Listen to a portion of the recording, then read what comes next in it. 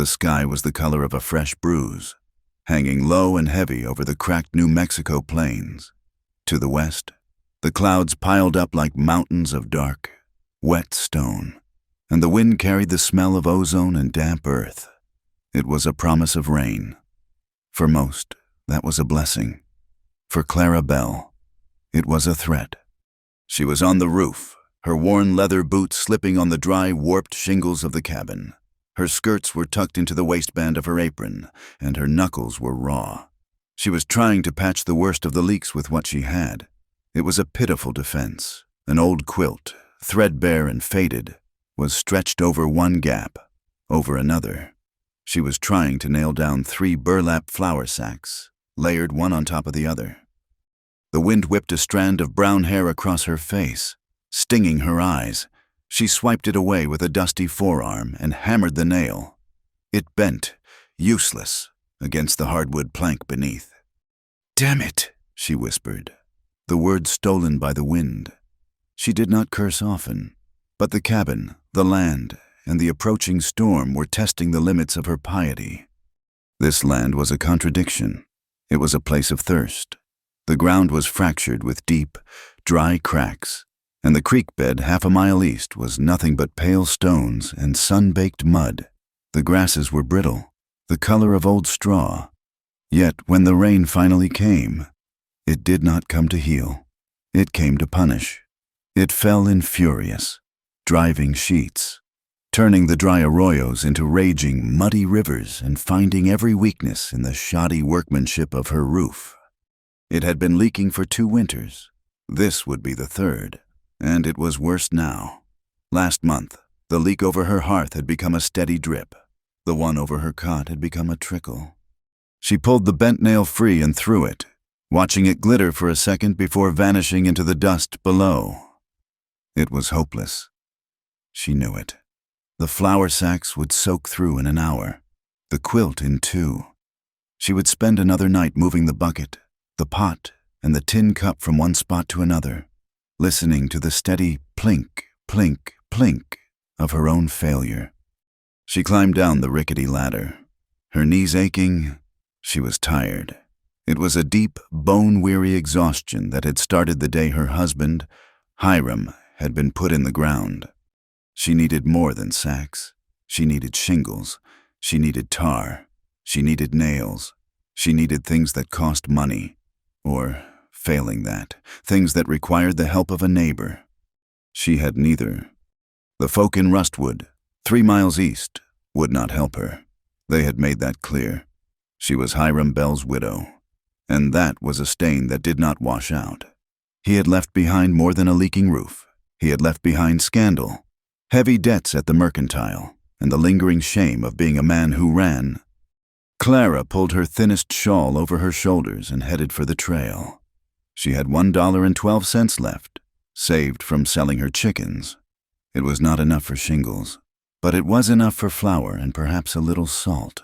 She would not starve. Not yet, but she would be wet. The walk to Rustwood was quiet. The only sound was the crunch of her boots on the trail and the rising moan of the wind.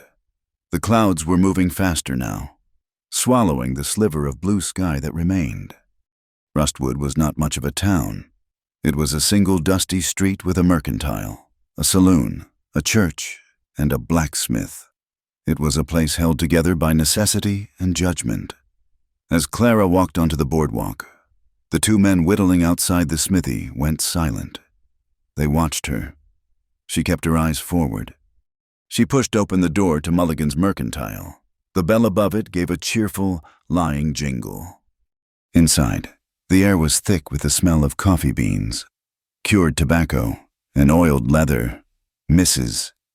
Davies, the preacher's wife, was at the counter, her young son beside her. Mr. Mulligan, a man with a gray apron stretched tight over his belly, was weighing out beans for her. When Clara entered, the conversation stopped. Mrs. Davies turned, saw her, and her face tightened. She put a hand on her son's shoulder and pulled him closer, as if Clara carried a sickness. Clara waited. She stood by the pickle barrel, her hands clasped in front of her, feeling the heat rise in her face. She would not be cowed. She would not apologize for being left. "That'll be 40 cents. Mrs. Davies." "Mr." Mulligan said, his voice loud in the small space. "Put it on the Reverend's account, if you please." Mrs. Davies paid Clara no mind, turning her back completely as she gathered her parcels. She guided her son to the door, murmuring, "Hurry along, Thomas, we must not dally." When the bell jingled their departure, the silence they left behind was worse. Clara stepped forward. "Mr. Mulligan, I need 20 pounds of flour and a pound of salt." Mulligan moved slowly. He did not meet her eye. He scooped flour into a sack, his movements heavy and deliberate. He seemed to be counting every speck. "Heard that roof of yours is giving way," he said, not looking up. His voice was flat. "It leaks," Clara said, just as flatly. "A woman alone cannot manage a homestead." He tied the sack with a sharp, angry tug. "It is not right. You should sell the land. The bank would take it, likely, to settle Hiram's debts." "The land is mine," she said, her voice quiet but fierce. "It is all I have." "It is not yours," he grunted. "It is his, and his debt is yours. The town does not look kindly on those who do not settle their accounts." "I am settling them. I sold the livestock." "You sold chickens." He slammed the sack of flour onto the counter. Dust rose. "The salt." He weighed it. "That will be $1.05. She laid her money on the wood. He counted it. Twice. Then he pushed the goods toward her. But his eyes were on the street outside. They were always looking past her, through her. As she gathered her things, she heard him mutter, low and clear, "Deserters' leavings?" Her fingers tightened on the burlap. She wanted to throw the flour in his smug, pious face. She wanted to scream at him, to ask him where this town's Christian charity was when her husband was found, cold and alone, in that ditch, to ask why his sin was her burden. But she did nothing. She turned, her back straight, and walked out. The bell jingled. She felt every iron rustwood on her back, a physical weight pushing her home. The walk back was a blur of shame and wind. The memory, the one she fought back every day, rose up and choked her. It had been 8 months since Hiram died. He had not been a good man. He had been a man haunted by the war, a man who had fled his duty in the East and come west to build a new life, only to find he was still the same man. He drank. He was quick to anger and slow to kindness. But the town had tolerated him. Mostly, he was a man, after all. Then, the letter had come. A woman from Missouri, claiming to be his first wife, writing to the preacher to ask if a Hiram Bell lived here. He had not just deserted the army. He had deserted her. The scandal had been immediate and total. Hiram, cornered, had taken his horse and a bottle and ridden out. They found him 3 days later at the bottom of a shallow ravine, his neck broken. Rustwood had declared it a suicide, a coward's end for a bigamist and a deserter. Clara was left with the fallout. She was the widow of a man who had no right to marry her, the women of the sewing circle, who had once traded patterns with her, now crossed the street. The preacher spoke of the wages of sin and the taint of association. She was ostracized. They would not starve her, not outright. Mulligan still sold her flour, but they would not help her. They would not speak to her. They would not send a man to fix her roof. They were waiting for her to fail, to give up and leave, so the land could be sold and the stain of Hiram Bell could be scrubbed from their town's righteous memory. She walked, head down against the wind, the flour sack heavy in her arms. When she reached the edge of her property, she stopped. There was a man sitting by the trail. He was resting against a dead cottonwood that marked her property line, his hat pulled low. A horse, a weary-looking bay, stood nearby, hip-shot and listless. Clara's heart hammered. Strangers were rarely good news. They were drifters. or worse, men running from something, like Hiram. The man looked up as she approached. He did not stand immediately, but just watched her. He was tall, even sitting. Dust covered him like a second skin. From his hat to his boots, he looked as dry and cracked as the land itself. She stopped a good 10 yards away. "Can I help you?" Her voice was rougher than she intended. He pushed his hat back with one long finger. His face was lean, weathered, with a stubble of dark beard. His eyes were quiet. He was not young, but not old. He just looked worn. He stood up then, a slow, unfolding motion. He was taller than Hiram had been. "Ma'am," he said. His voice was low and gravelly. "I am just resting my horse. Mean to be moving on, but that sky looks to be opening up." Clara said nothing. She held her flour sack like a shield. "I am looking for work, if there is any," he said. "Anything for a meal? I am good with horses. Can mend fence." Clara almost laughed. It was a bitter, dry sound. "I have no fences left to mend, and I cannot pay." The man looked past her, up at the cabin. He squinted at the roof, at the pathetic patches of quilt and burlap. He seemed to take in the whole story of the place in one long, silent look. "That roof is not going to hold," he said. It was not a question. Clara's fragile composure, worn thin by the trip to town, finally snapped. The shame, the frustration, the awful loneliness of her fight, it all came out in one bitter rush. "No, it will not," she said, her voice shaking. "It leaks. It leaks everywhere." She had not meant to say it. It was too much truth. It was an admission of defeat. She expected him to pity her, or worse, to see her as an opportunity, a weak woman to be taken advantage of. The stranger looked at her, his expression unreadable. Then the corner of his mouth twitched. It was not quite a smile. It was closer to a grin, but there was no humor in it. It was the look of a man who understood things that leak. "A roof is just wood and nails, ma'am," he said. "Ought to be able to fix that." He nodded toward her barn, where a pile of old lumber, scraps Hiram had intended for a new pigsty, lay rotting. "You got lumber? You got nails?" "A few," she whispered. "Not enough." "My name is Colt," he said, as if that settled it. He walked past her, toward his horse. He unstrapped a heavy canvas roll from behind his saddle. From it, he produced a hammer, a small handsaw, and a leather pouch that jingled.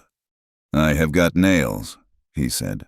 "I can offer the work for a hot meal, and maybe a dry spot in your barn for the night." Clara hesitated. He was a stranger, a man. The town's voices screamed in her head. A woman alone, tainted, reckless. But then she looked at the sky, which was now a churning, angry purple, and she looked at the man, who was not asking for pity, just offering work. "The barn leaks too," she said, her voice small. "I will fix the house first," Colt said. He was already walking toward the cabin, his long legs eating up the ground. He moved with a purpose Clara had not seen in a long time. He did not ask for the ladder. He found it, tested it with his weight, and then he was on the roof. Clara went inside, her heart thumping a strange, unsteady rhythm. She put the flour and salt on the shelf, her hands trembling. She could hear him above her, the sound of his boots on the shingles, the sharp, decisive sound of him ripping her useless patches away. She went to the window and watched him. He worked with a quiet, efficient economy. There was no wasted motion. He pulled the rotten wood, measured the new planks with his saw, and hammered the nails in with 3 solid, clean strokes. He did not rush, but he did not slow.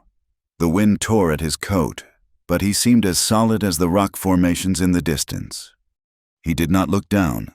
He did not peer in her window. He did not seem to be aware of her at all.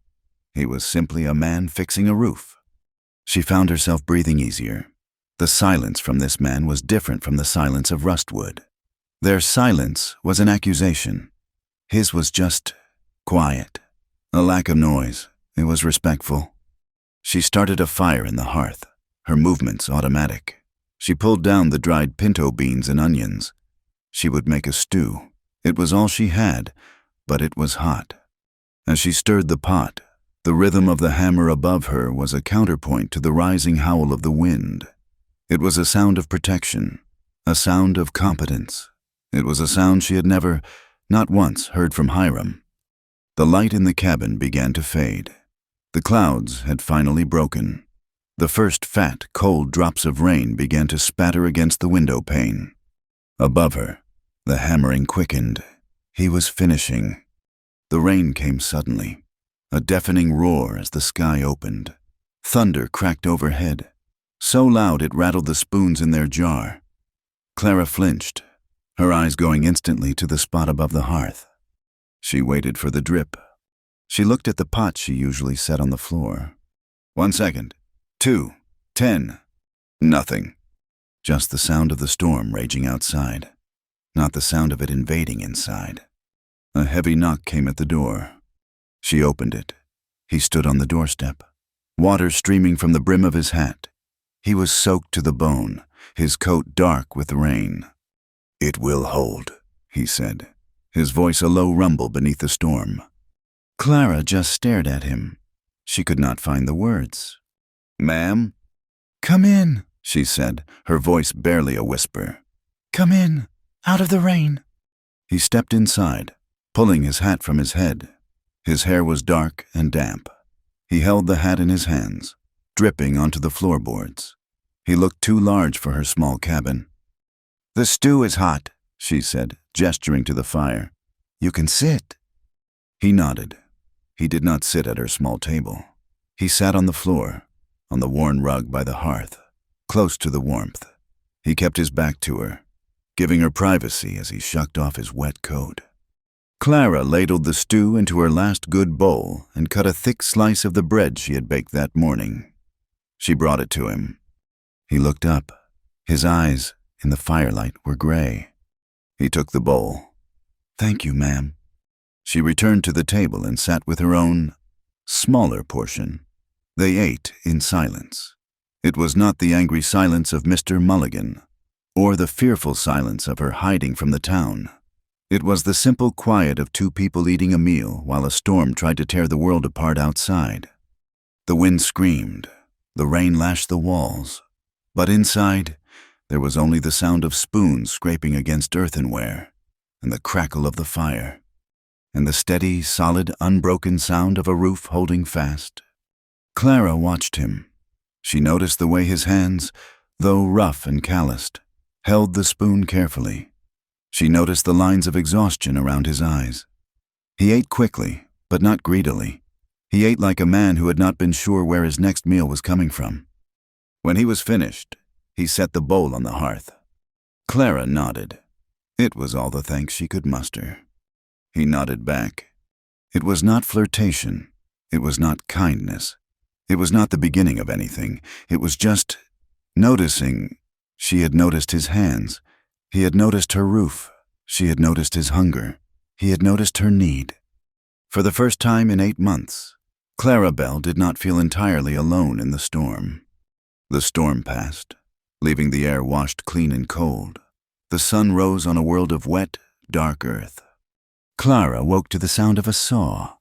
She had expected the man, Colt, to be gone by morning. She had expected to find the barn empty, the meal taken, and the man vanished back into the plains, leaving her alone with her newly patched roof. She pulled her shawl tight and went to the door. He was not gone.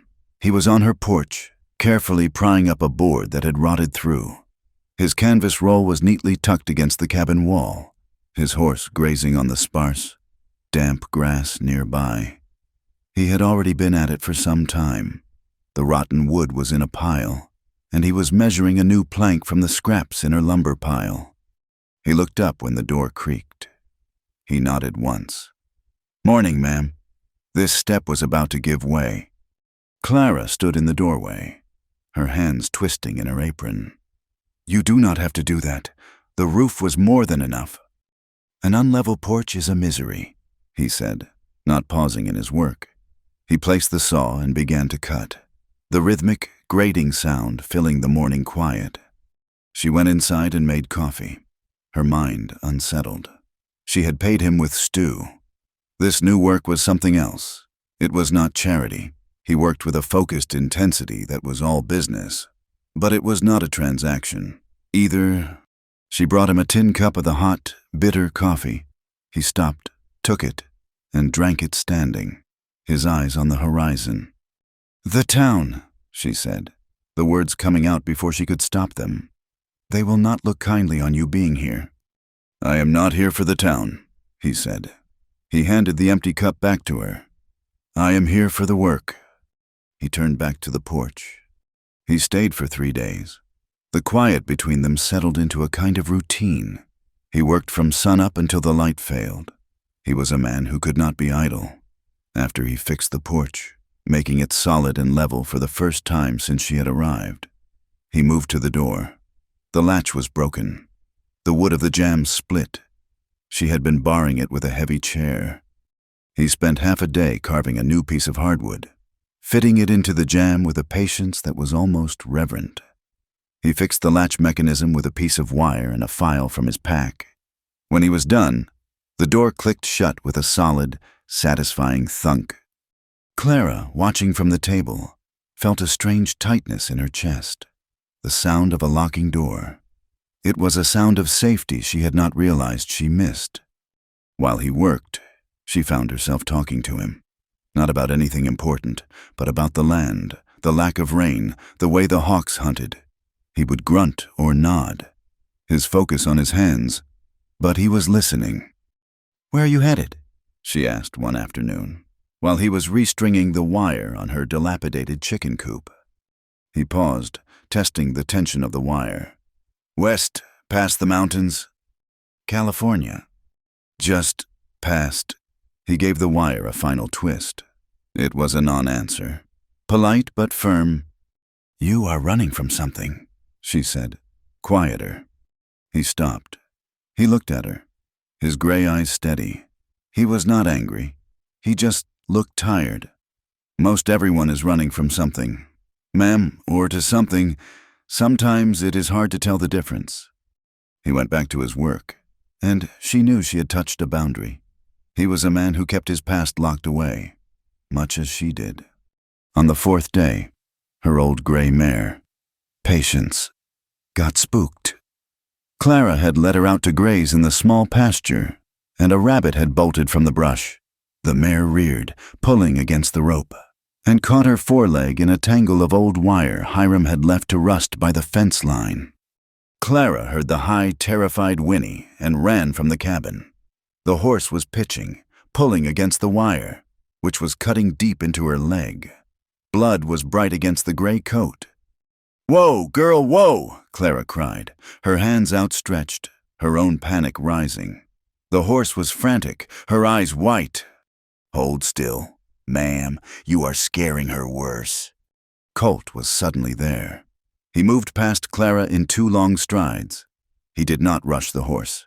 He stopped 10 feet away and spoke, his voice low and steady. "Easy now. Easy, girl. Just a wire. We will get it." The horse stopped pitching, her ears swiveling toward his voice. She stood, trembling, her leg held off the ground, the wire taut. "Go to her head," Colt said to Clara, his voice never changing its calm, melodic rhythm. "Hold her bridle. Just hold her steady and talk to her." Clara did, her hands shaking as she gripped the leather. "It is all right. Patience. It is all right."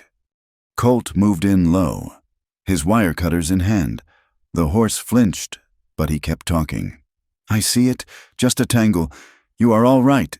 His hand, large and calloused, ran down the horse's shoulder, across her flank, and then down her leg, never stopping. A steady, reassuring pressure. He did not grab, he just held. He reached the wire. With a quick, sharp snip, the wire sprang free. The horse shuddered, and Colt slowly, gently, lifted the hoof. He inspected the cut. Clara watched his hands. They were the same hands that had hammered nails and sawed wood, but now they were unbelievably gentle. He probed the cut with a tenderness that made Clara's throat ache. "It is deep," he said, "but it missed the tendon. She will be fine." He guided the horse back to the barn, Clara walking beside him, her heart still hammering. He spent the next hour cleaning the wound with water from the barrel, stitching it closed with a needle and thread from his own pack, and bandaging it with a strip of clean cloth Clara tore from an old flour sack. He never raised his voice. He never made a sudden move. He just healed. Clara stood watching, struck by the deep, quiet kindness in him. Hiram had been rough with the animals, rough with her. He saw the world as something to be wrestled with. This man seemed to see it as something to be mended. That night, the rain returned. It was not a violent storm this time, but a cold, soaking, persistent drizzle that blurred the edges of the world. The temperature dropped, and the wind moaned around the corners of the cabin. But inside, it was dry. Colt had taken his meal in the barn the past few nights, but the barn roof still leaked. Clara found herself standing at the window, watching the rain turn the yard to mud, and thinking of him sitting in the damp chill. She opened the door. "Mr. Mercer, Colt, you should come inside. It is too cold out there." He was in the barn doorway, oiling her harness. He looked up. He seemed to deliberate for a moment, then nodded. He cleaned his hands on a rag and walked across the yard, ducking his head to enter the cabin. The space was small, and his presence filled it. He took off his hat and sat on the floor by the hearth, just as he had the first night. Clara ladled out the rabbit stew she had made. They ate. The only sounds were the fire, the rain, and the scrape of their spoons. The silence felt different now.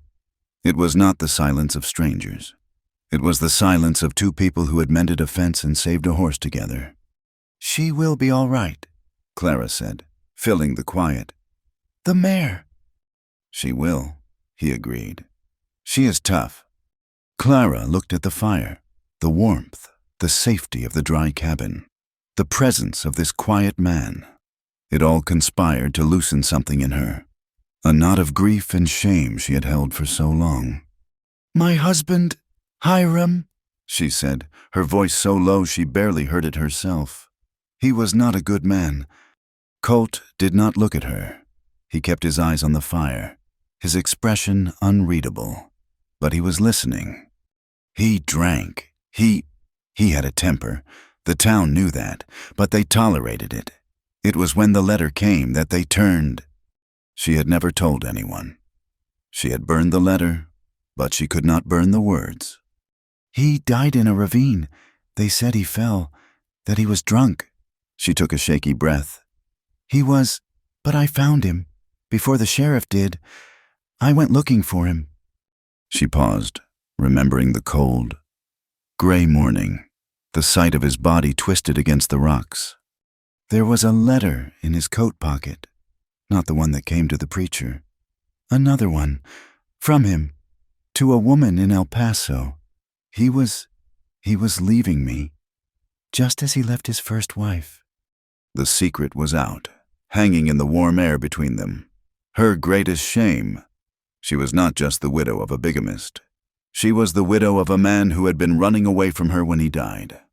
"He did not fall," she whispered, the tears finally coming, hot and stinging. "He abandoned me. He abandoned her. He abandoned everyone.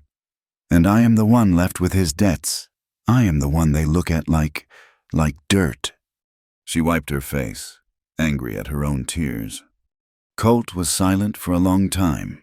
He set his empty bowl on the hearth. He looked at his hands, then at the fire. When he finally spoke, his voice was rough. "Not all men leave." "Clara," he said, the use of her first name startling her. "Some get left, some are driven out, and some just get lost." He said nothing more.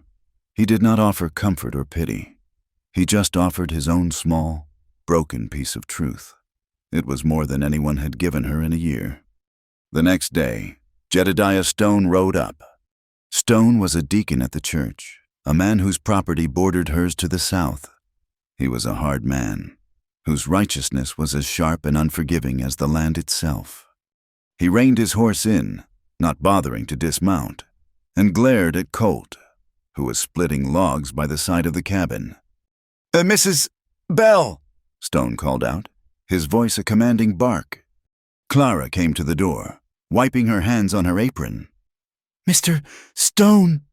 Stone's eyes raked over her, then settled on Colt. "You are harboring this man? He is working for his keep. Mr. Stone. He fixed my roof. He is a drifter, a vagrant. Do you know what kind of man he is? What trouble he brings?" Stone spat on the ground. "The town is talking.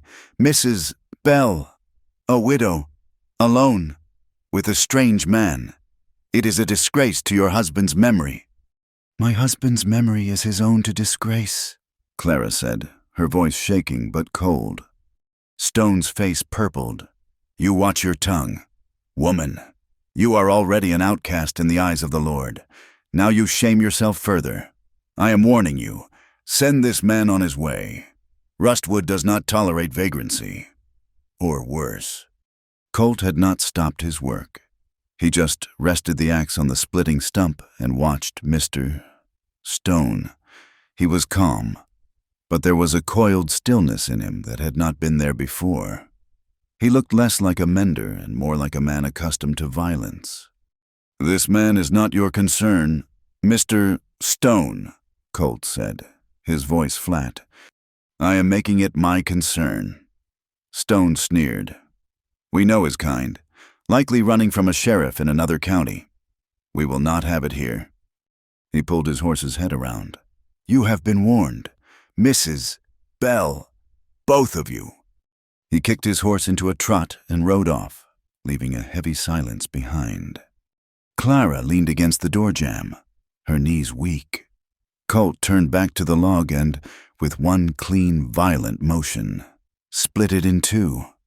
The tension did not ease. 2 days later, Clara had to go to Rustwood for salt and flour. The walk felt twice as long. When she entered the mercantile, the silence was absolute.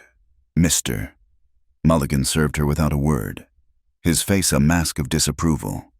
As she stepped outside, Mrs. Davies was waiting for her, the preacher's wife. "Clara," she said, her voice full of false pity. Clara tried to walk past, but the woman blocked her way. "We are praying for you," Mrs. Davies said, her eyes cold. "We pray you will see the error of your ways, that you will choose salvation over this path you are on." "I am on my own path, Mrs.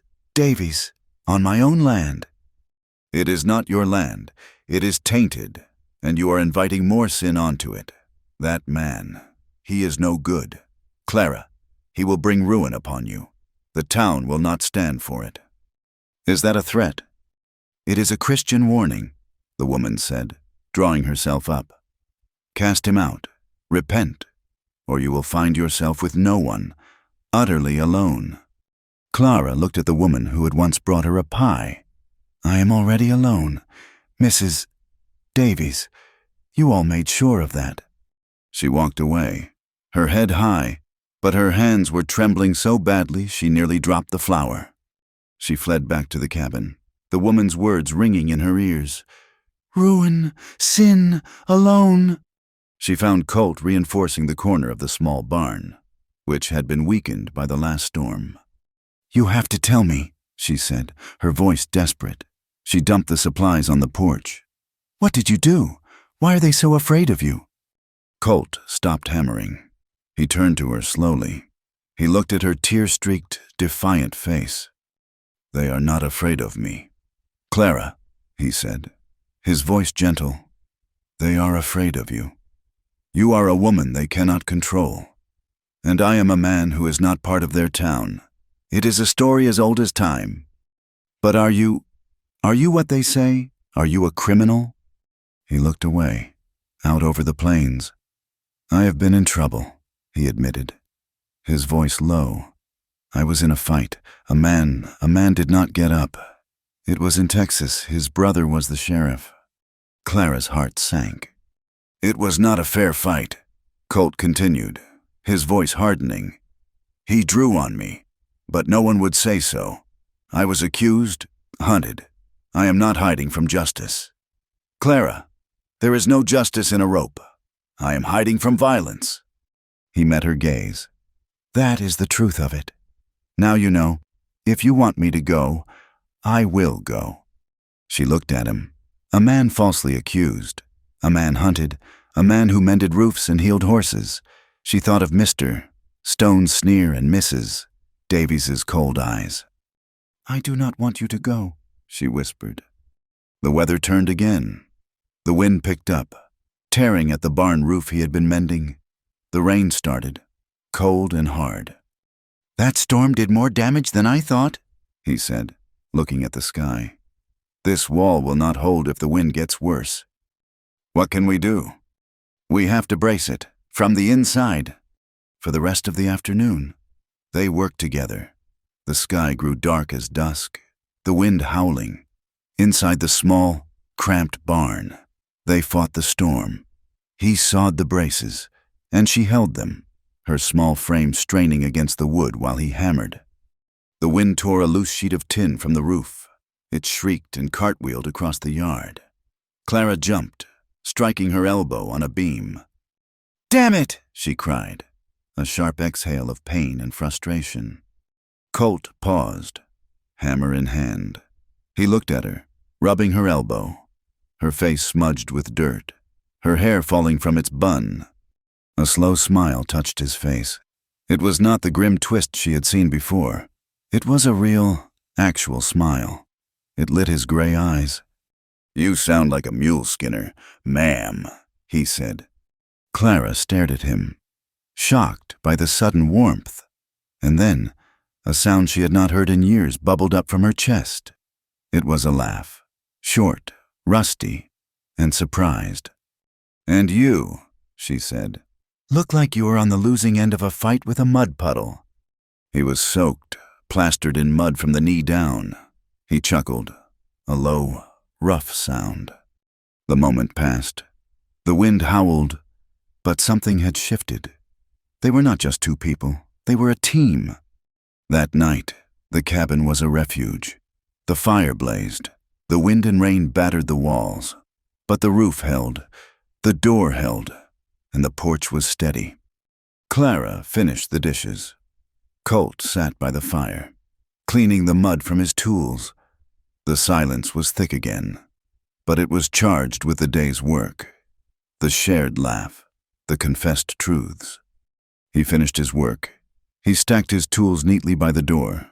He stood, put on his damp hat, and nodded. "Good night, ma'am."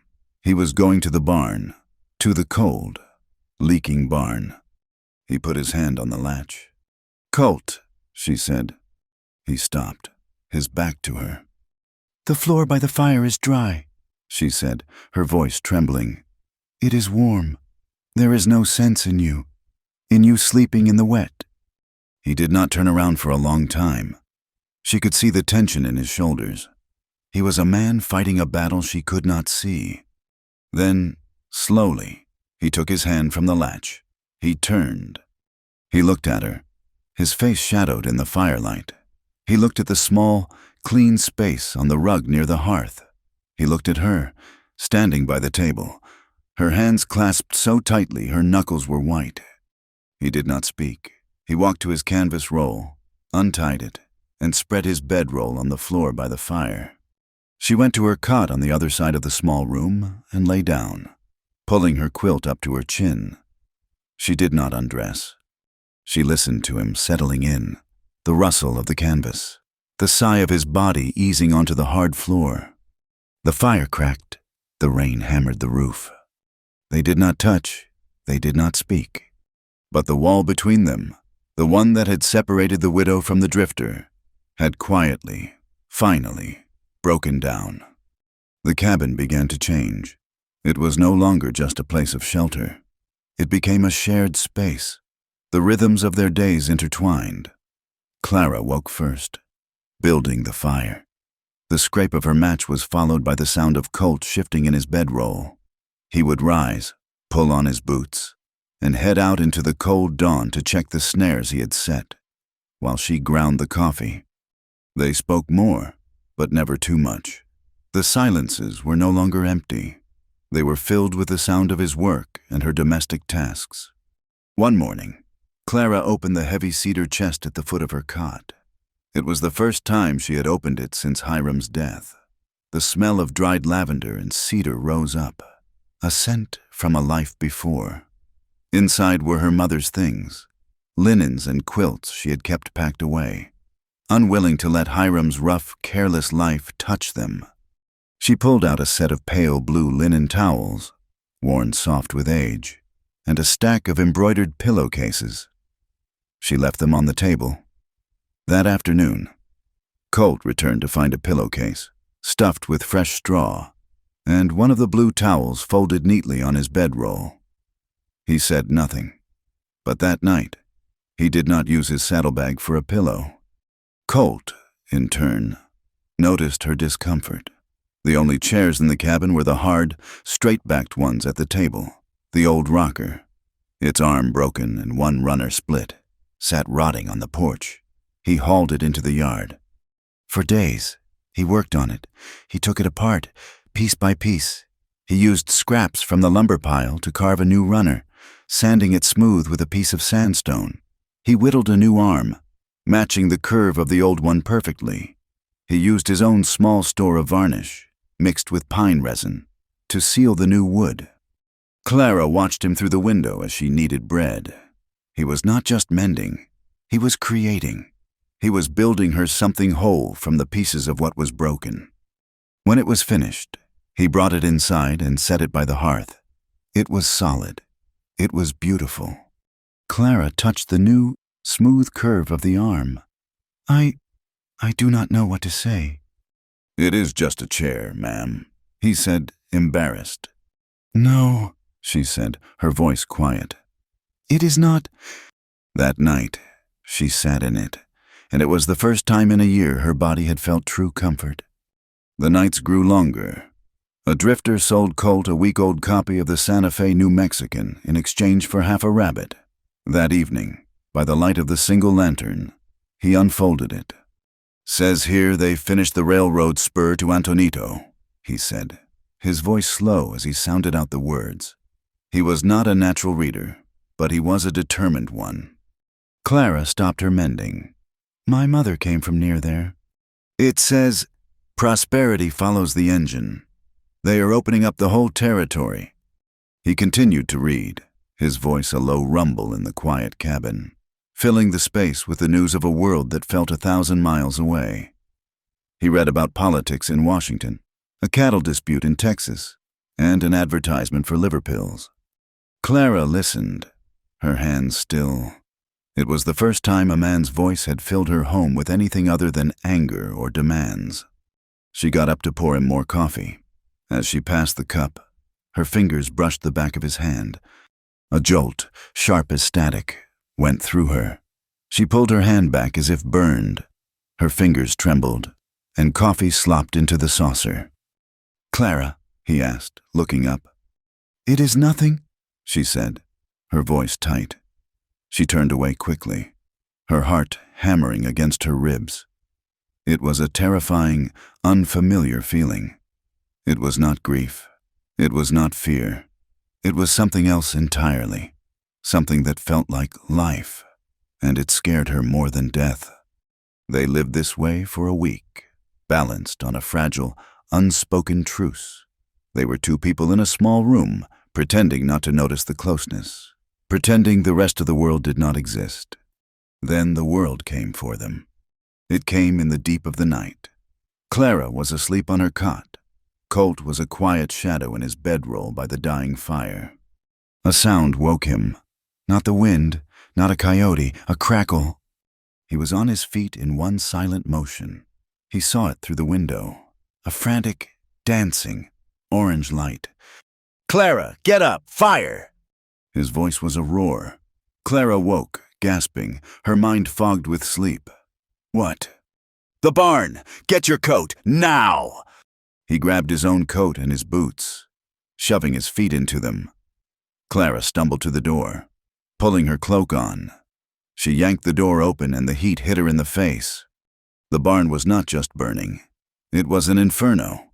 The old, dry wood had caught like tinder, and flames were leaping 30 feet into the night sky, devouring the roof and pouring from the hayloft. "No," Clara breathed, her hand flying to her mouth. And then she remembered. "Patience! The mare! She is in there!" She started to run toward the blazing structure. "Patience!" "Clara, no!" Colt yelled. She ignored him, blinded by panic. Her only thought on the animal trapped inside. She could hear it now. A high, terrified screaming from within the fire. "Clara, stop! It is too late!" She reached the barn door just as a wave of superheated air blasted out. The heat seared her eyebrows and stole her breath. She fell back, coughing, shielding her face. "I have to!" she screamed, tears of smoke and panic streaming down her face. She tried to get up, to lunge for the door handle. Colt caught her. He grabbed her around the waist, his arm a band of steel, and physically hauled her backward. "She is gone. Clara, let her go. You will die." "No, let me go. Patience." She fought him, kicking and striking his chest, her fists beating against him in a useless, frantic rhythm. He did not let go. He held her fast, his body shielding hers, and dragged her stumbling and screaming back toward the cabin. "It is just a barn. Clara, it is just a horse." A deafening crash filled the night as the main beam of the barn gave way. The roof collapsed inward, sending a volcano of sparks and embers into the sky.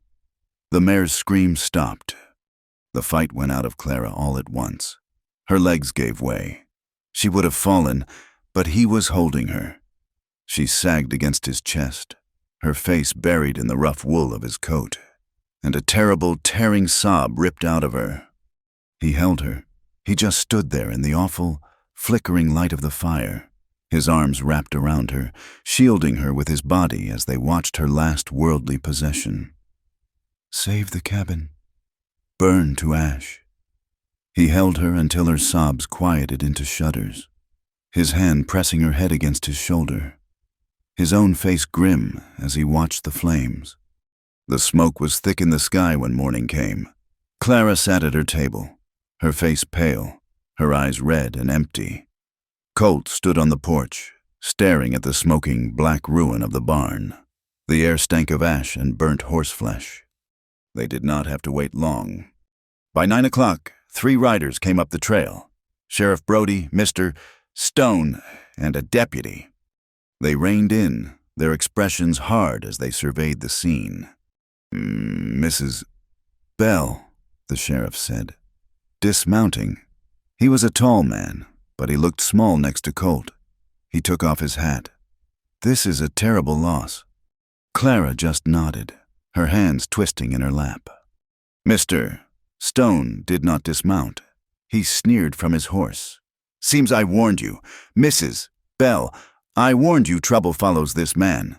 Now look, your barn is gone. Your horse is dead." Colt stepped forward from the porch, his movement slow and deliberate. He did not look at Stone. He looked at the sheriff. "Get to your point, Sheriff." "My point?" Brody said, his thumb hooked in his belt. "Is that this is a mighty convenient fire. Folks in town are saying it is the first fire we have had out this way in a year, and it happens right after a wanted man shows up." "What are you saying?" Clara's voice was a dry rasp. "I am saying," Stone cut in, "that he said it, maybe to cover his tracks, maybe just because he is mean. Vagrants do things like that." "That is a lie," Clara said, standing up so fast her chair screeched on the floor. Colt put a hand on her arm, silencing her. "It was the lantern. Sheriff," Colt said, his voice flat. "It was in the barn. Must have gotten knocked over." "Is that so?"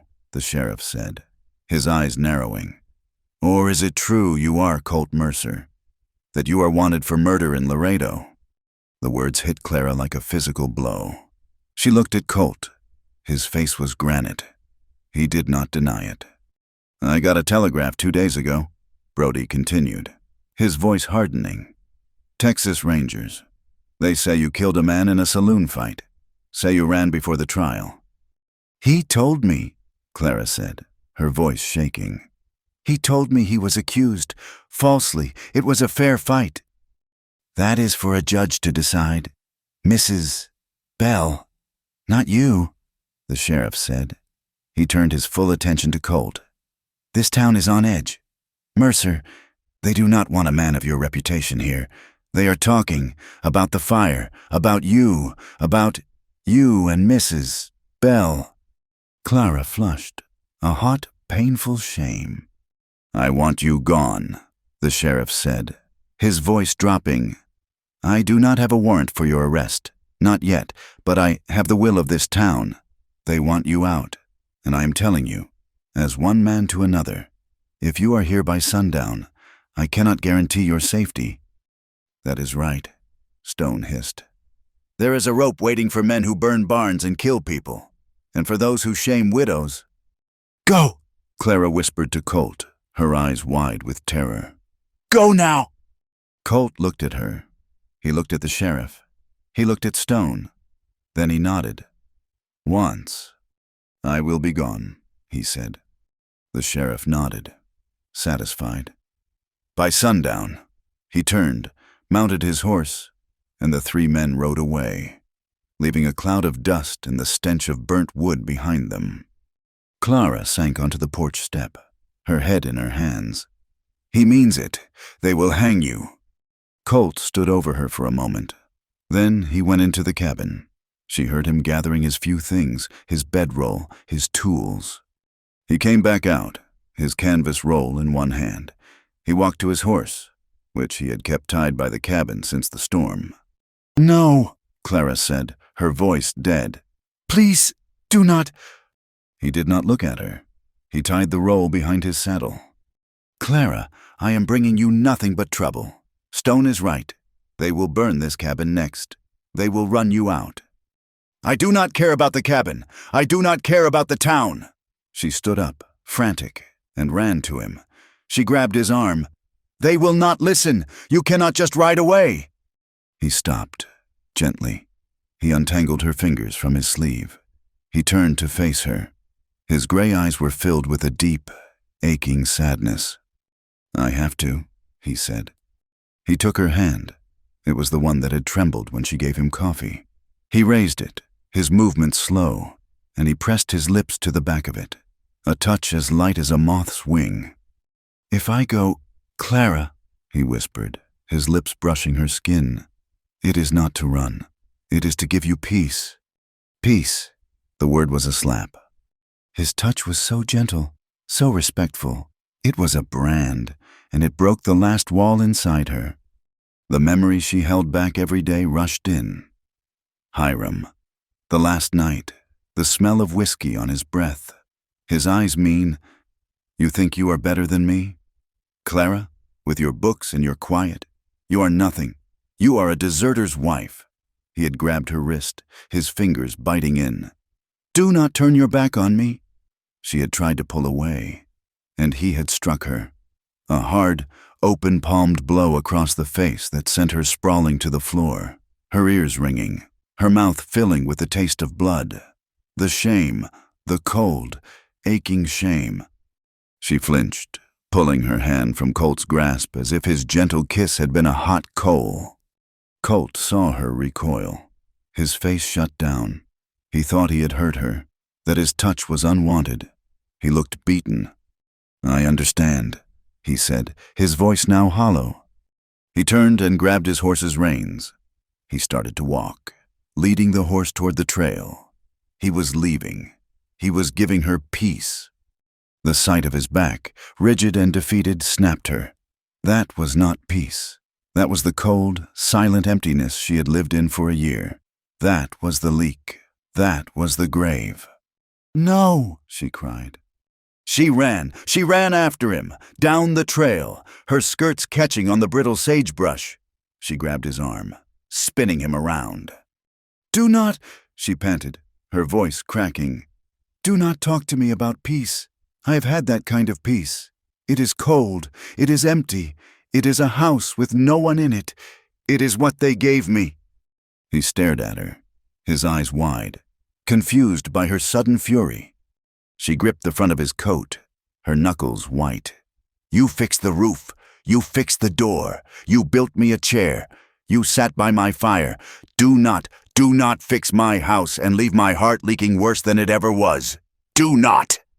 He looked down at her, at this wild, fierce woman clinging to him, her face streaked with soot and tears. He saw the terror in her eyes, but it was not terror of him. It was terror of being left.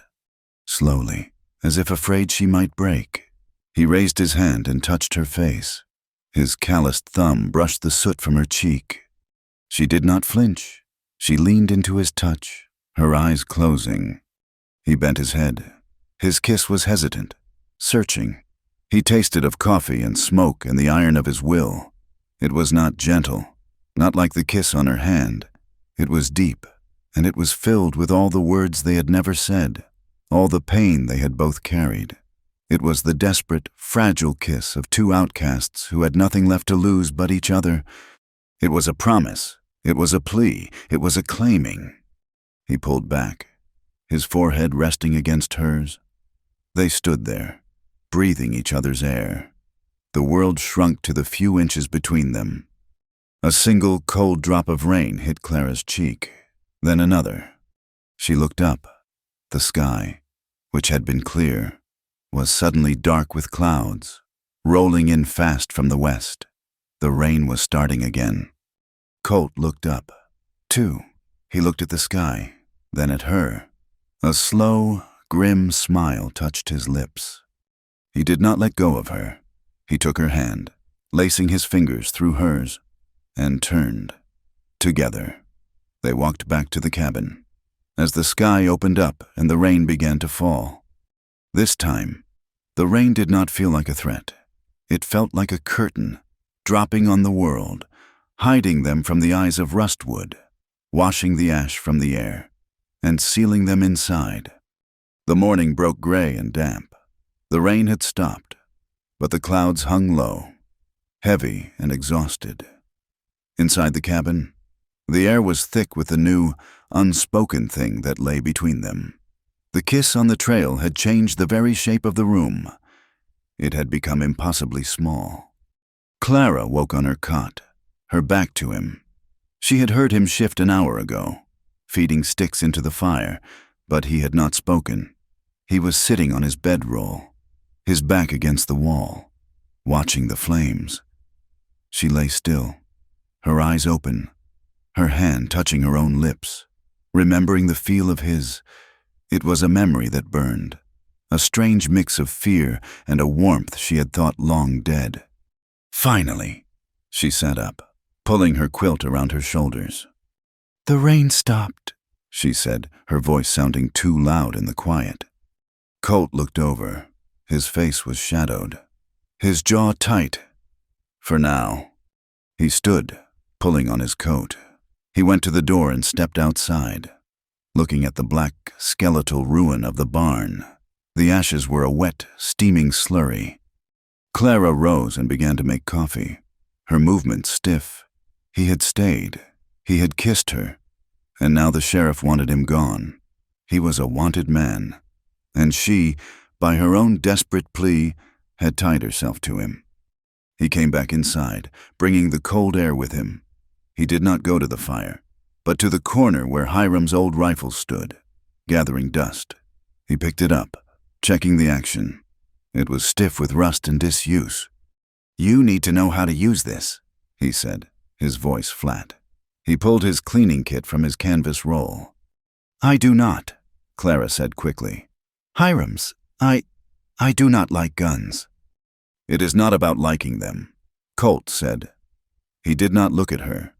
He laid a rag on the table and began to expertly dismantle the rifle. "It is about what is coming. When Brody comes back, He might not be alone. And Stone, that man has a hanging itch. He worked in silence, cleaning the barrel, oiling the mechanism. He was all business, his tenderness from the night before packed away, replaced by a grim practicality. He was right. The town was not just waiting for her to fail anymore. They were waiting to make her fail. When he was done, the rifle looked different. It looked cared for, and somehow more dangerous. "Come on," he said. Outside, the air was sharp. He set up a row of 3 tin cans on the remnants of the pasture fence, 50 yards away.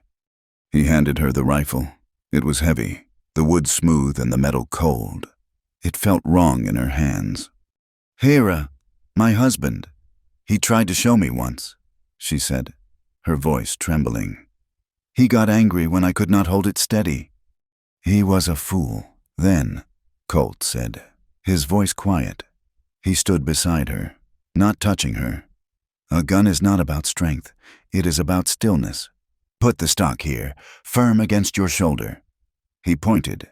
"Let it become part of you. Do not fight it. Just hold it."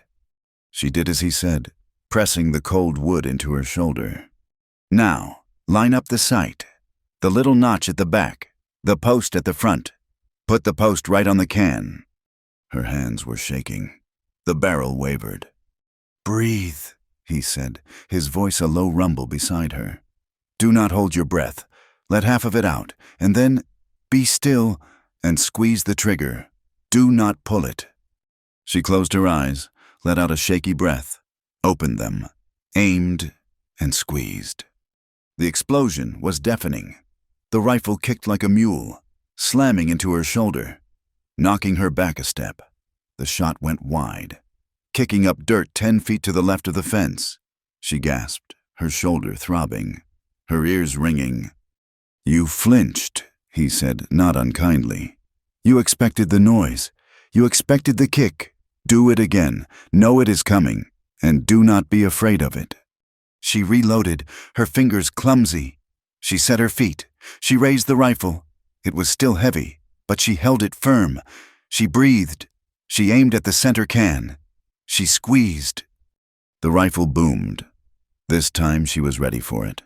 And the can, with a satisfying ping, vanished from the fence rail. She stared, astonished. Colt reloaded the rifle and handed it back to her. "Again!" She hit the second can. Again. She hit the third. She lowered the rifle, her arms aching, but a strange, hot pride blooming in her chest. She had done it. Colt watched her. A small, approving nod, his only praise. "You have got a good eye. Clara, a still hand. You are stronger than you know." He took the rifle from her, and she found herself looking at him, not with fear, but with a new, strange sense of partnership. They were 2 people against a hard world. That night, the talk turned to escape. They sat by the fire, the cabin door barred, the rifle cleaned and loaded, leaning against the wall. "They will be back," Colt said. "Brody or Stone, or both. That warrant. It gives them the right." "Then we will not be here," Clara said, her voice quiet but firm, laced with the new strength she had found that afternoon. He looked at her, surprised. "Clara, you know what that means. If you ride with me, you are an outlaw, same as me. You will be leaving everything. This land, this house." "This house," she said, looking around the small room, "was a prison until you came. This land is poisoned by their judgment. It is nothing but dirt and bad memories." She met his gaze. "You talked about moving west, past the mountains. Is that still what you mean to do?" "I do," he said, his voice low. "I was heading for Oregon. A man can get lost there. He can start over." "Then we go," she said. "We can take your horse. We can sell. We can sell my mother's linens in the next town. It will be enough to get us started, enough for another horse." They planned, their voices low, whispering a fragile future into existence. They would leave before dawn. In 2 days, they would cut south, avoiding the main trails, and follow the Cimarron River west. For an hour, they allowed themselves to hope. They spoke of green valleys and tall trees, of a place where a roof held and a neighbor was just a neighbor, not a judge. The hope lasted until the next afternoon. A single rider approached, a deputy named Hicks. He was a young man, barely 20, and he looked terrified. He stopped his horse far from the porch, as if afraid to get too close. "Mrs. Bell, Mr. Mercer," he called out, holding up a piece of paper. I have got an official notice. It came on the wire from Santa Fe. It confirms the warrant from Laredo." Colt stepped onto the porch. "We know about the warrant, son." "No, sir," Hicks said, swallowing hard. This one has a reward. $100 for your capture, dead or alive." Clara, who had been standing in the doorway, felt the floor tilt, dead or alive. This was not a local dispute anymore. This was a bounty. "Sheriff Brody, he says I have to post this in town," Hicks said, his voice trembling. "But Mr. Stone, he is already gathering men. He is saying that with a reward. It is a citizen's duty to bring you in." "A mob," Colt said. It was not a question. "They are drinking at the saloon," Hicks said, his eyes wide. "They are talking about coming out here tonight to collect." He looked at Clara, his face full of pity. "Ma'am, you should get out." He dropped the notice in the mud, wheeled his horse, and galloped away as if the devil were on his heels. Clara walked out into the yard and picked up the paper. The letters were stark. Wanted for murder. Colt Mercer, $100. She went back inside the cabin and sank onto the rocking chair Colt had built for her. She began to cry. Not the wild sobs of the fire, but a slow, cold, hopeless weeping. "It is over," she whispered, the paper rattling in her hand. $100. They will tear this place apart. They will hunt you down like an animal." She looked at him, her eyes blurred with tears, her heart splitting in two. "My whole life, I have tried to be good. I have tried to survive. I stayed when I took the town's scorn. I kept my head down. And now I'm this, the woman of a wanted man. They will call me wicked." Colt kneeled in front of her. He did not touch her. He just waited. "Maybe I am," she wept.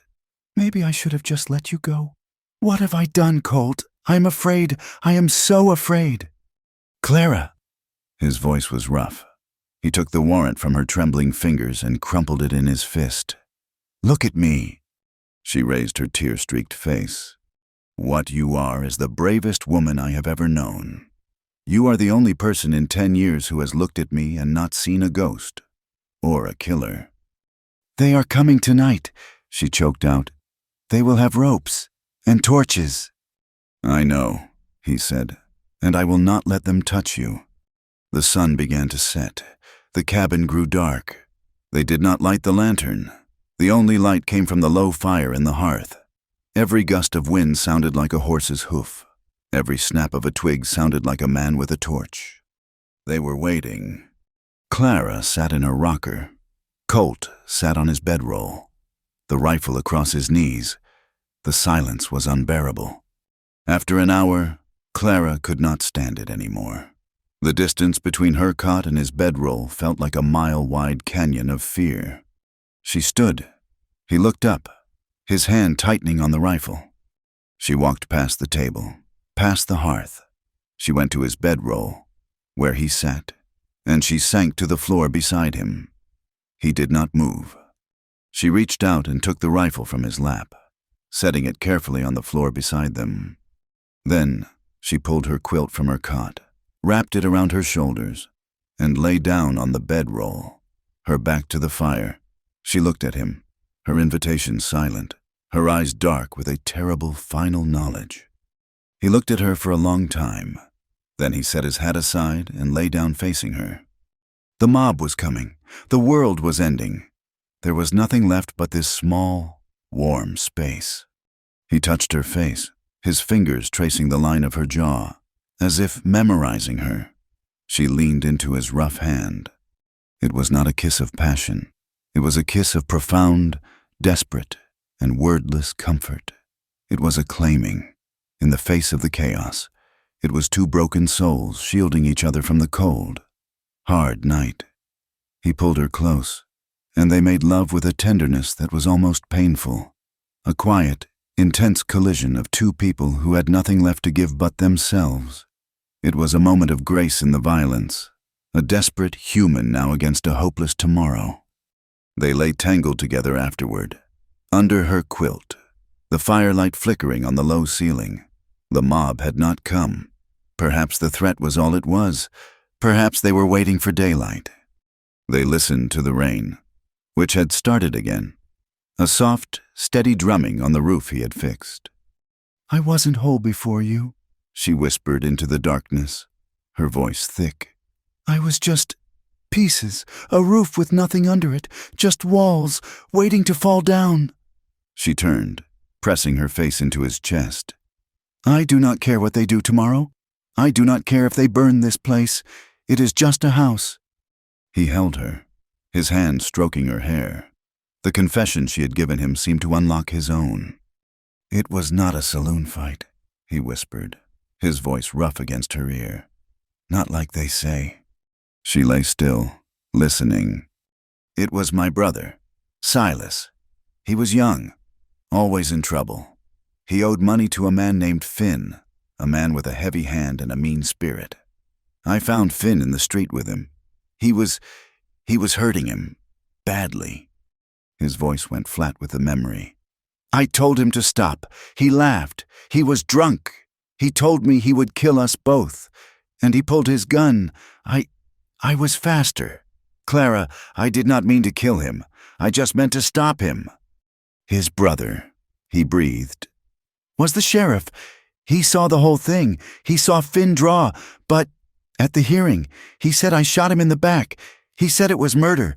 My brother, Silas, he got scared. He ran, and no one in that town would speak for me. So I ran, too. I have been running ever since, because the truth did not matter. Only the badge mattered." Clara held him. She said nothing. She just held the truth of him, and he held her. And in the quiet cabin, surrounded by enemies, they finally, completely, found home. The mob never came. They woke to a gray, wet dawn. They were alive. Colt sat up, his face set in a new, hard resolve. "I am done running," he said. Clara sat up, pulling the quilt around her. "What do you mean?" "I ran because I was alone," he said, looking at her, his eyes clear. "I ran because no one believed me. I am not alone anymore." He stood and pulled on his boots. "They will not stop. That warrant will follow us to Oregon. It will follow us to the grave. There is only one way to end it." "Colt, no, they will hang you." "Maybe," he said. "But I am not running. We are going to ride into town. We are going to stand in front of Brody, and we are going to speak our truth. It is all we have left." She looked at him, at his quiet, unshakable strength. She thought of the rifle. She thought of the night. She nodded. Together, they rode into Rustwood an hour later. Clara sat behind Colt on his horse, her arms wrapped tightly around his waist. It was a scandal. It was a declaration. The few people on the street stopped and stared. Mrs. Davies, coming from the church, saw them, and her face contorted in disgust. They did not stop. They rode straight to the sheriff's office and dismounted. Brody was inside, his feet on his desk. Mr. Stone was with him, a cup of coffee in his hand. Stone's face lit with triumph when they walked in. "Well, well," Stone sneered. "The murderers come to confess." "We came to speak," Clara said, her voice shaking but clear. She stood beside Colt, her head high. "I am done speaking," Brody said. his eyes hard. "I have a warrant, Mercer, and a bounty." "The warrant is a lie," Clara said, her voice ringing in the small office. "The sheriff in Laredo is the brother of the man who died. He lied to cover his own brother's sin. Colt acted in defense of his own."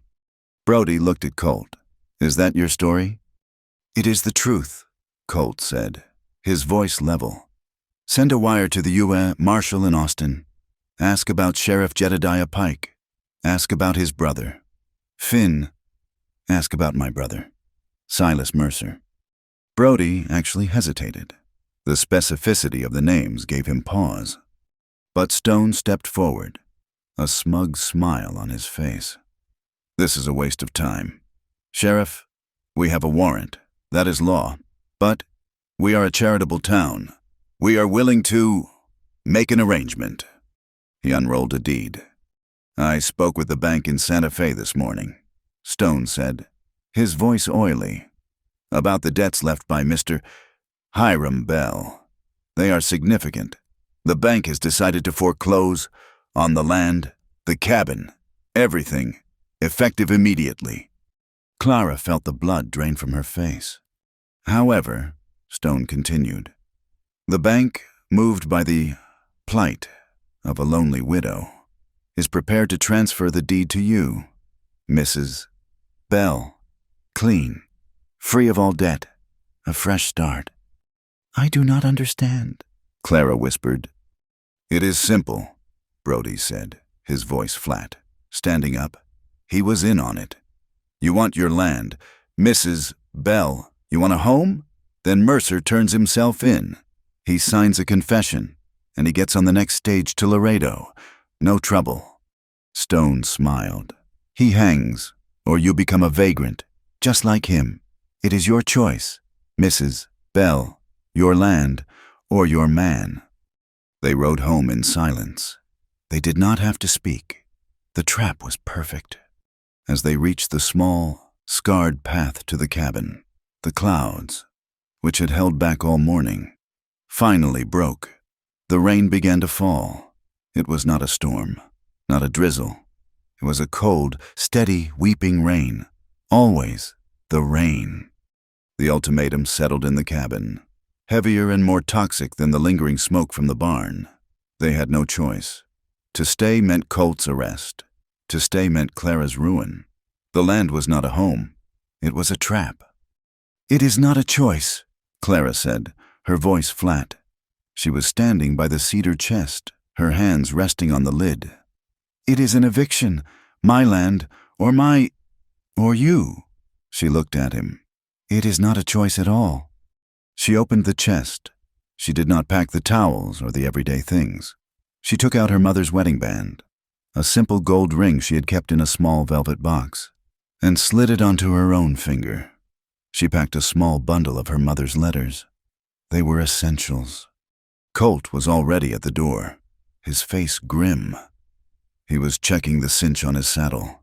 They would have to ride double, at least until the next town, where they could sell the saddle for a second horse.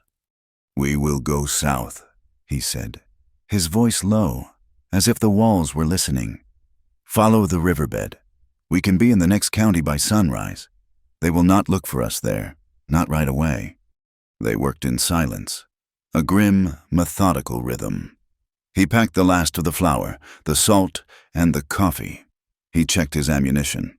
Clara rolled their 2 bedrolls, his canvas, her quilt, into one tight bundle. She left the rocking chair. She left the linens. She left everything that was Hiram's, and everything that was theirs. "It is poisoned," she said, looking at the cabin. "This whole place. It is poisoned with their judgment." "It is just dirt," Colt said. He came and stood beside her. "We will find new dirt, dirt that is clean." He touched her arm, and she leaned into him, just for a second, drawing strength from his solidness. They were a unit now. They were outlaws. They were ready. They would leave in the darkest hour, just before the false dawn, giving them a head start before Brody or Stone even woke. But dawn came too soon. It did not come as a ray of light, but as a flicker, a moving, orange star in the darkness. Colt, who had been watching the window, went utterly still. "Clara, get away from the window." "What is it?" He did not need to answer. A sound followed the light, the rumble of voices, the heavy tread of horses. Too many horses. Clara looked. Her heart stopped. It was a mob, not 3 riders. It looked like 20, and they were not coming for a hearing. They were coming with torches. The flickering light she had seen was the flame dancing on oiled rags wrapped around sticks. And she could see the glint of metal and the unmistakable coil of heavy ropes. "Mercer!" a voice roared. It was Stone. "Your time is up. We are here for the bounty. We are here for justice." Colt grabbed the rifle. He shoved it into Clara's hands. "Go to the back. Bar the door. Do not come out, no matter what you hear." "No!" she cried, grabbing his arm. "We can ride. Go out the back. They will not catch us." "They will," he said, his voice terrible and calm. "They are on horseback. We have one. They will run us down in a mile, and they will hurt you for being with me. They are here for blood. Clara, look at them." "Then we fight," she whispered, her knuckles white on the rifle. "Like you taught me, we fight." He looked at her, his eyes full of a terrible sadness. He took the rifle from her hands. "If I fight, they will burn this cabin with you in it. They want an excuse. I will not give it to them." "Colt, no, please, they will kill you. They will not give you a trial." "Stone!" Colt yelled, ignoring her, his voice projecting through the door. "It is me you want, not her. She has no part in this. Let her be." "Send him out. Mrs. Bell!" Stone shouted back. "Or we will burn it to the ground and drag you both out. We have a warrant." This was it, the final, terrible choice, her or him. "No, Colt, please," she begged, tears streaming down her face.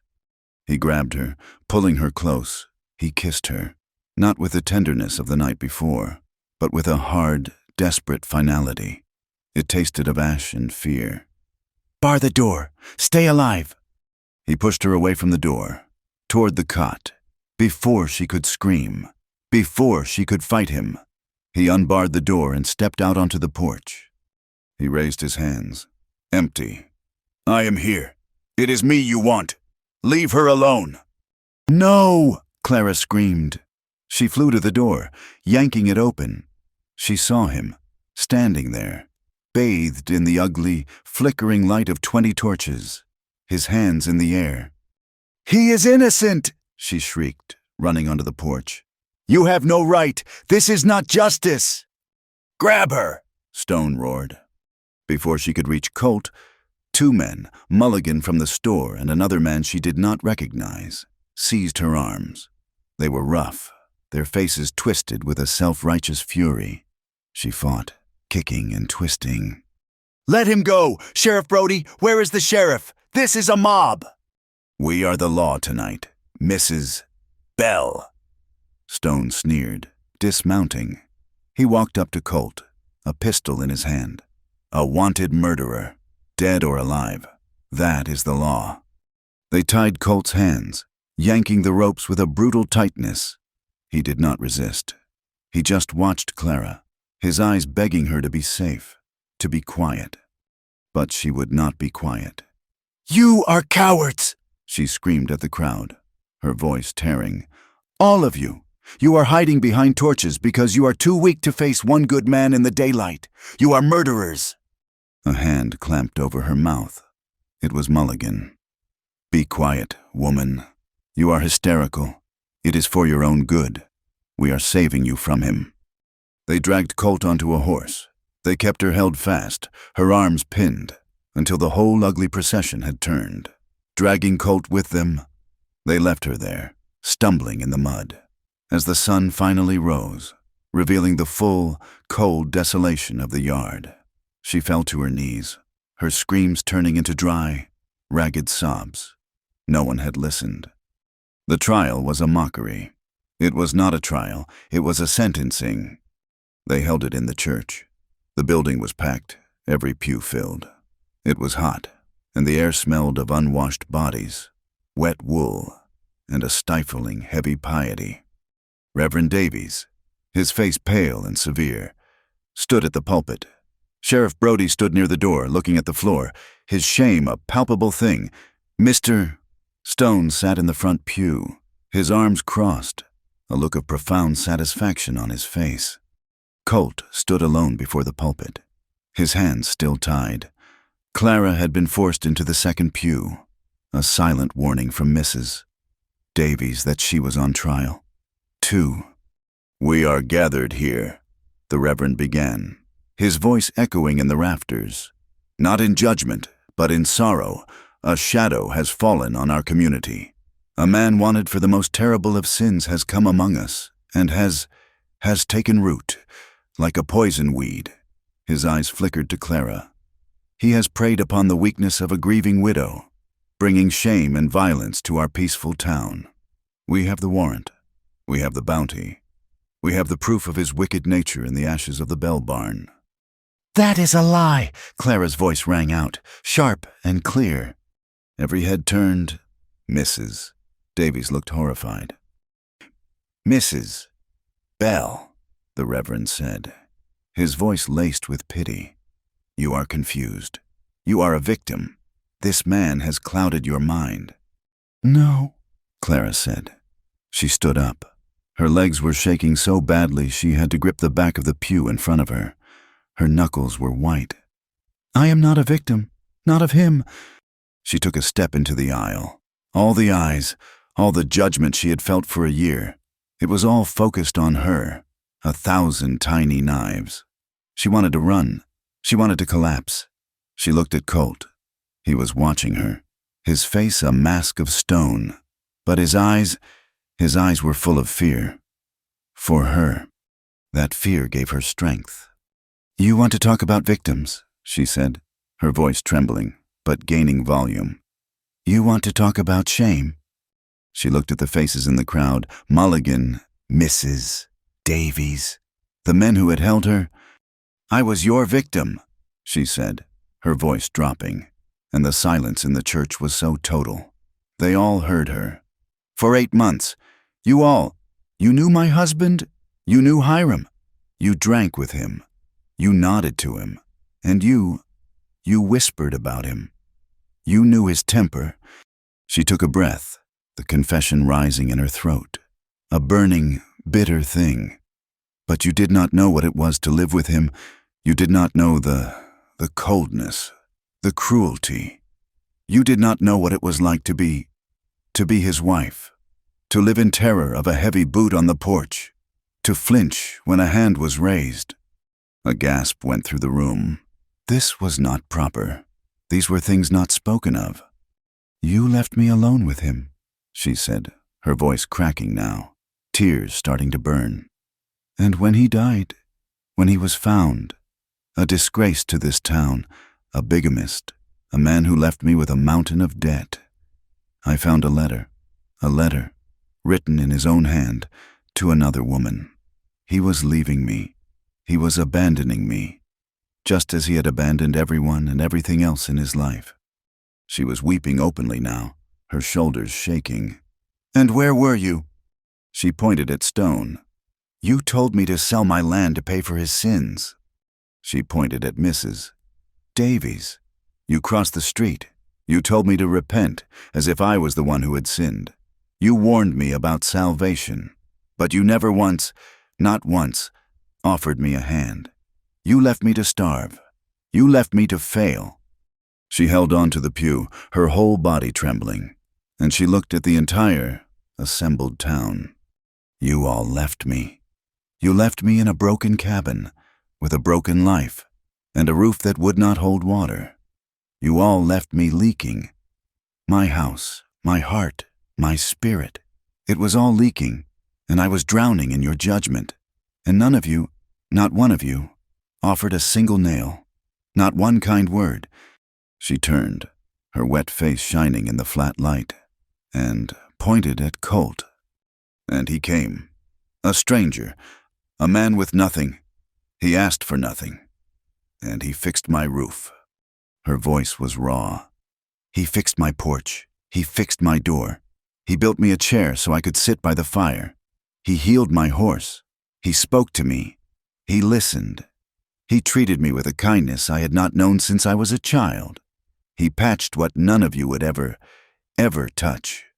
She looked back at the stunned, silent crowd. You call him a murderer. You call me wicked. He is the only good man I have ever known. He is the only one who saw a person in pain and offered to help. You are the sinners. You are the ones who left a neighbor to die. He is the one who saved my life. And you are going to kill him for it. She finished, gasping for breath, and sank back into the pew, burying her face in her hands, her whole body racked with sobs. The silence in the church was absolute. It was a tomb. Mr. Stone stood up, his face purple. This is blasphemy! Hysteria! She is admitting her sin! She is admitting her guilt with him! It proves our point! She is a fallen woman! She is an honest woman. The voice came from the back. It was quiet, but it cut through the hate. Mrs. Gideon, the war widow, stood up. She was a pale, thin woman who rarely spoke to anyone. She had been dressed in black for 10 years. She walked slowly up the aisle, her eyes fixed on the Reverend. I know what it is to be judged. Reverend, she said, her voice clear. And I know what it is to be alone. I know these faces. I know how they turn away. I know how they whisper. She stopped next to Clara's pew and put a thin hand on her shoulder. What she says is the truth. We failed her. All of us. She then looked at Sheriff Brody. Sheriff, this warrant, you said it was from Laredo, from the sheriff there. But Colt Mercer, he claimed that sheriff was the brother of the man who died. Brody looked down. That is what he said. And did you bother to ask? Mrs. Gideon pressed.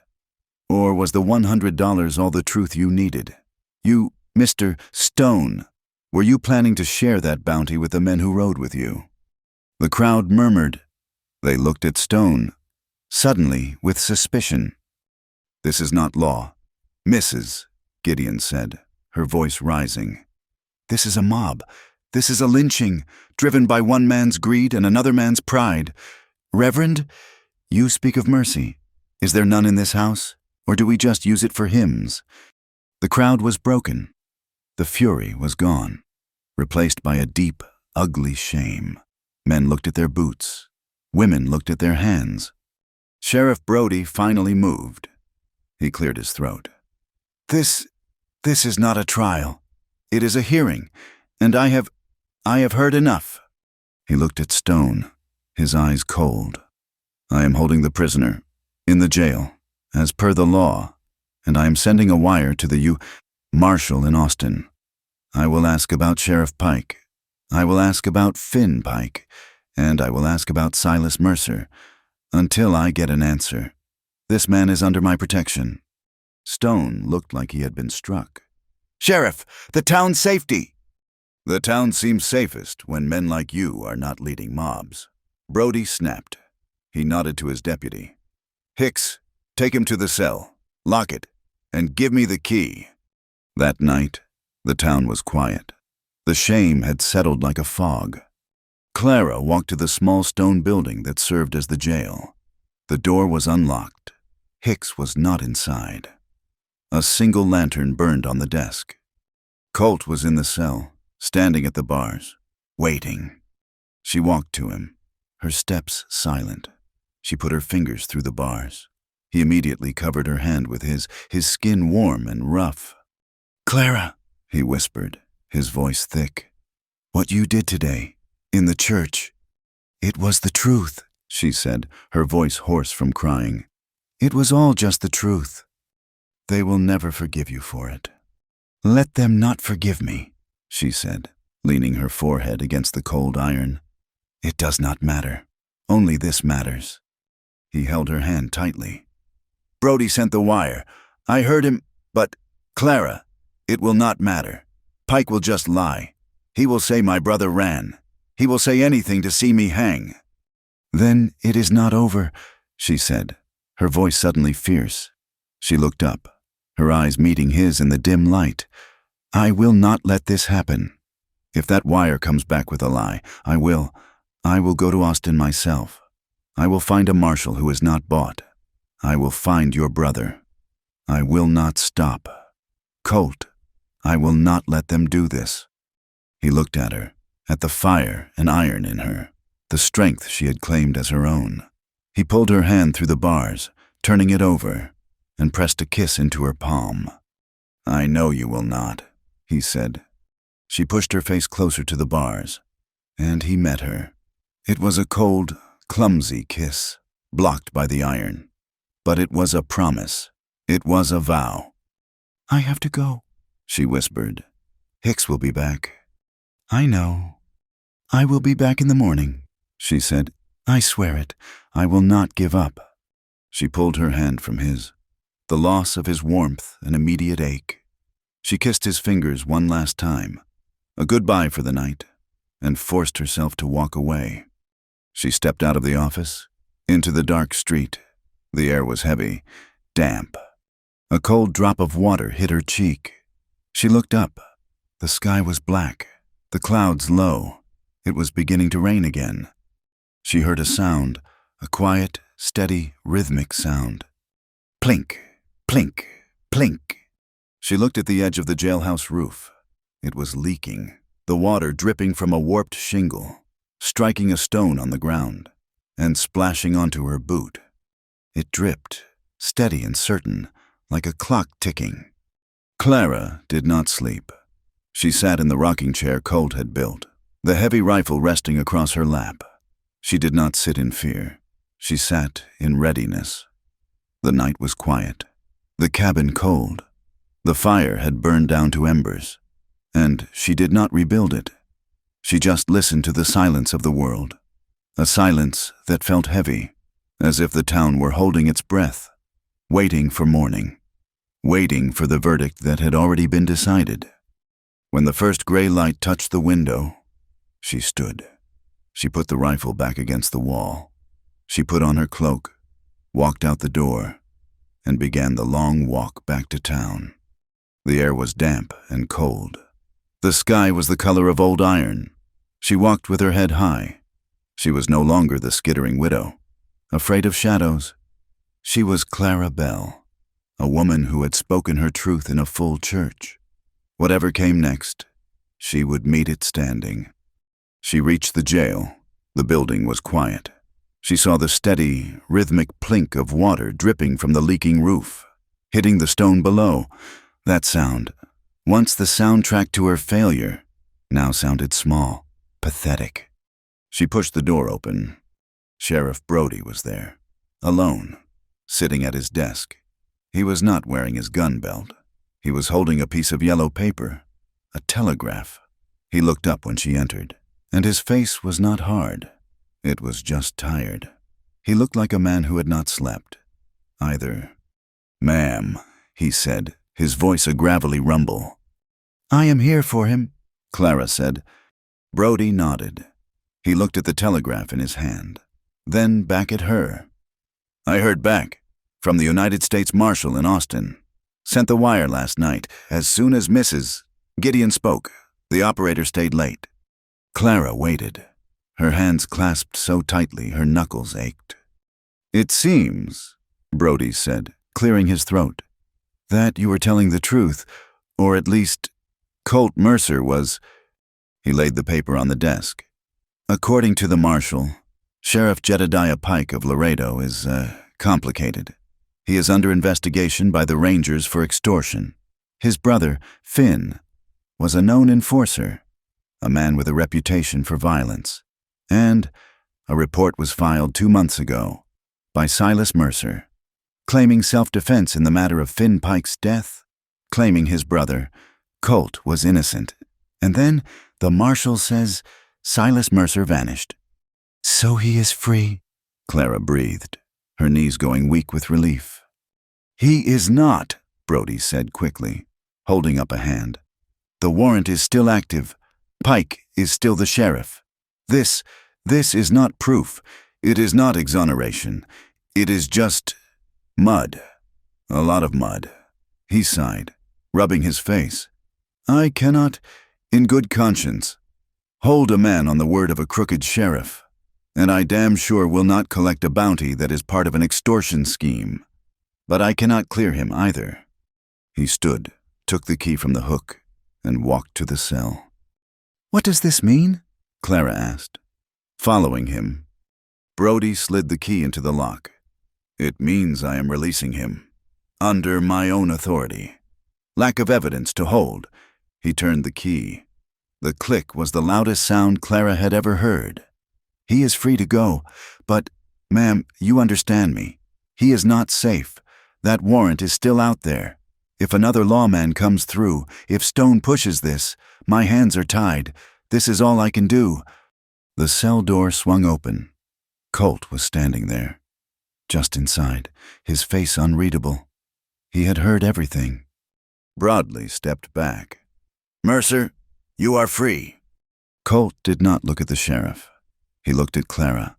He walked out of the cell, his steps slow, and stopped in front of her. The smell of the cold, damp cell was on him. He did not touch her. He just looked at her, his eyes saying everything he could not. You did this. You came for me. Let us go home, she whispered.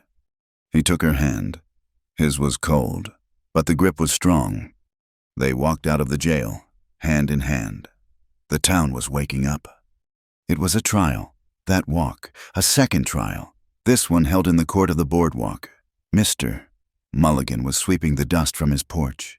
He saw them, saw their joined hands, and his sweeping slowed. He looked down, at his broom, at his boots. He did not look at them, but he did not sneer. He just swept. Mrs. Davies, the preacher's wife, was walking toward the church. She saw them, stopped dead, and her face tightened, a mask of pure, indignant fury. She turned, her back rigid, and crossed the street, walking away from them as if they carried the plague. Some turned away. Some, like her, could not bear the sight of what they had done, or what Clara had become.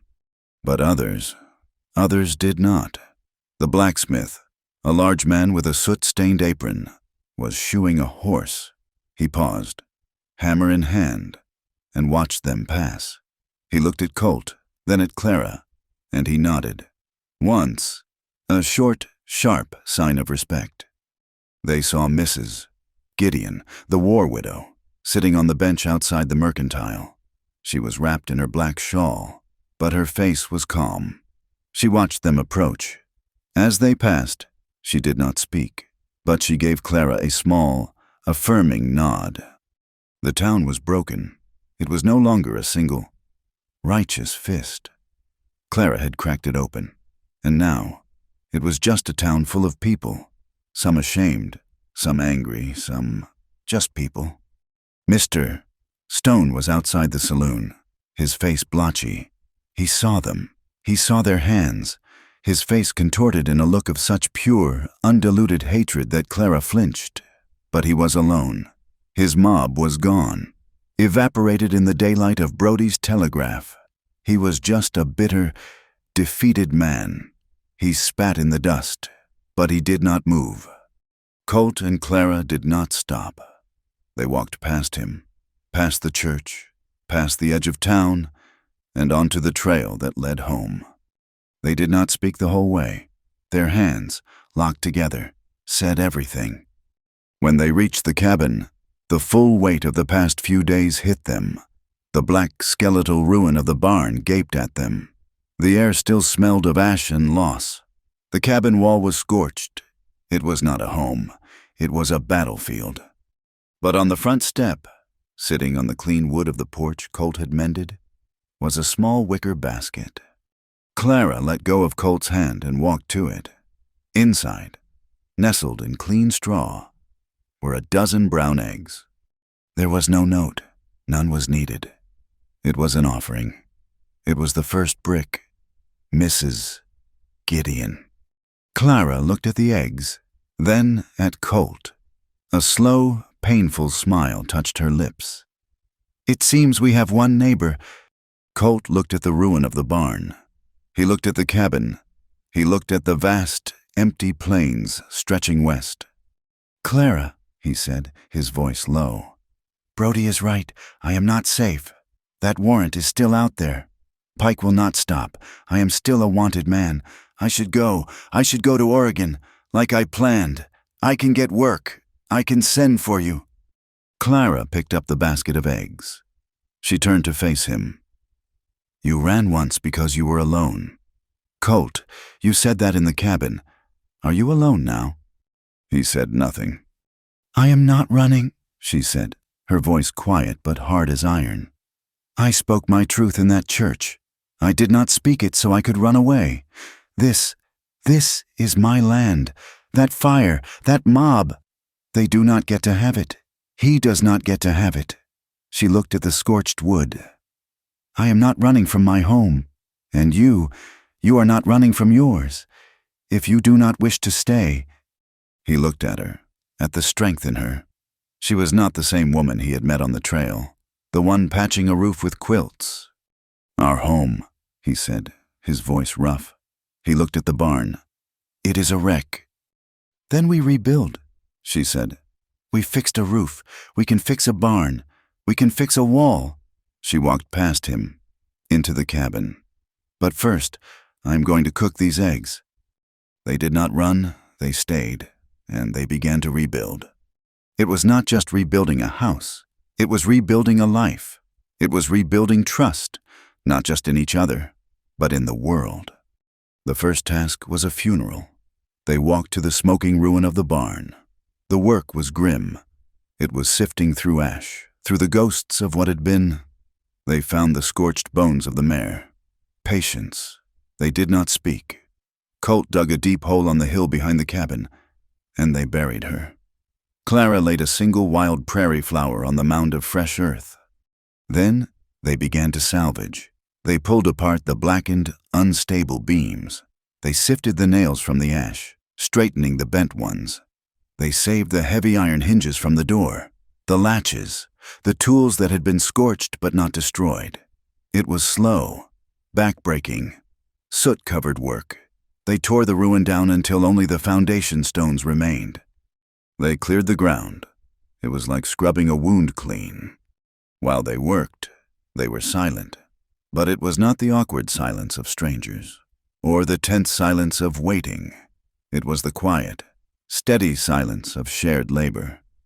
Sawshing, hammer-thunk, scrape of trowel. He would measure a board. She would be there to hold the other end.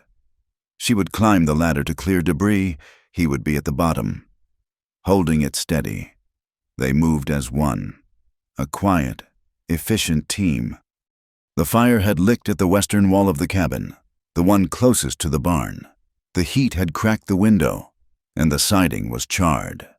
They fixed it first.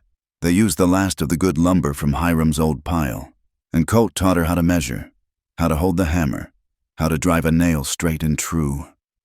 Her hands, once soft, grew calloused. She wore them with pride. One afternoon, a week into the work, Sheriff Brody rode out. He dismounted, holding a paper. He looked different in the daylight. On her land, he looked respectful. "Ma'am," he said, tipping his hat. He did not call her Mrs. Bell. "Sheriff."